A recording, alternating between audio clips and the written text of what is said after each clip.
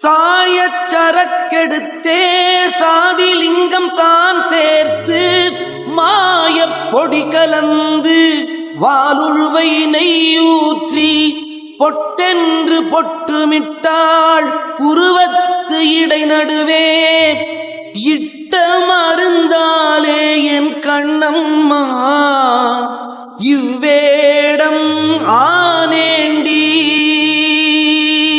சாய சரக்கு என்று யோக சாஸ்திரத்தை குறிப்பிடுகிறார். வெகுகாலம் பழகியதால் சாயம் ஏறிய சரக்கு யோக சாஸ்திரம், ஆகவே அதை சாய சரக்கு என்றார். இதிலே உள்ள ஆசன முறைகளை இனம் பிரித்து காட்ட இவற்றை சாதிலிங்கம் என்றார்.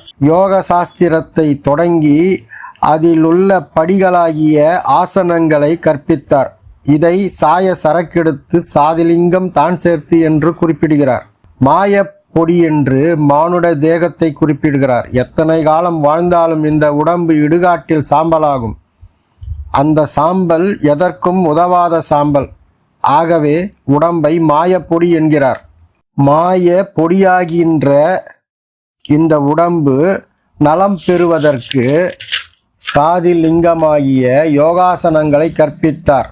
வாளுழக்கு நெய்யென்று பிராணாயாமங்களை சொல்கிறார். மூக்கு என்ற உறுப்பை உழக்கு என்று சொல்வது சித்தர்களின் பரிபாஷை.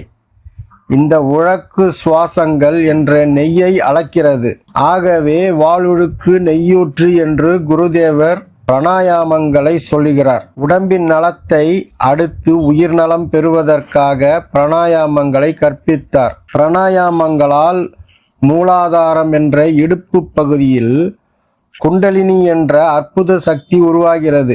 இந்த சக்தி முதுகு தண்டின் வழியே ஏறி ஆதார கமலங்களை கடந்து புருவ மத்தியில் ஆக்ஞை என்ற ஆதார கமலத்தில் நிலைப்பதை புருவமொட்டு என்று சித்தர்கள் சொல்லுவார்கள். புருவத்திற்கு நேர் பின்னால் தான் மனதின் சிந்தனா பாகம் அடங்கியுள்ளது. இதனால் தியானம் கைவருகிறது. தியானத்தால் மனம் மேம்படுகிறது. இதைத்தான் சிவபெருமானுக்கு நெற்றிக்கண் இருப்பதாக புராண கதைகள் சொல்லுகிறது. இப்படி குண்டலினி சக்தி புருவ மத்தியிலே நிலை பெறுவதால் சாதகருக்கு ஞான சக்தி கைவருகிறது. பொதுவாக பிராணாயாமங்களால் இரத்தத்துக்கும் மூளைக்கும் வேண்டிய அளவு ஆக்சிஜன் உயிர் சக்தி கிட்டுகிறது. இதனால் மன உளைச்சல்கள், எதிர்வினை நினைவுகள், அழுக்காறு, அவா, வெகுளி, வன்சொல் ஆகிய தீய இயல்புகள் தொலைகின்றன. மனம் தெளிவடைகிறது. புலன்கள் நெறிப்படுகிறது. வாழ்க்கையில் ஆசாபாசங்கள் தொலைந்து போகிறது. ஆகவே வாளுழக்கு நெய்யூற்றி பொட்டென்று பொட்டுமிட்டான் புருவத்திடை நடுவே இட்ட மருந்தாலே இவ்வேஷம் மானேண்டி என்று பாடுகிறார். மானுட பிறவியே மகத்தான பிறவிதான். சாய சரக்கெடுத்தே சாதிலிங்கம் தான் சேர்த்து மாய பொடி கலந்து வாளுழுவை நெய்யூற்றி பொட்டென்று பொட்டுமிட்டால் புருவத்து இடை நடுவே இட்ட மருந்தாலே என் கண்ணம்மா இவ்வேடம் ஆனேண்டி. நாம மீண்டும் அடுத்த ஒரு பதிவில் சந்திப்போம்.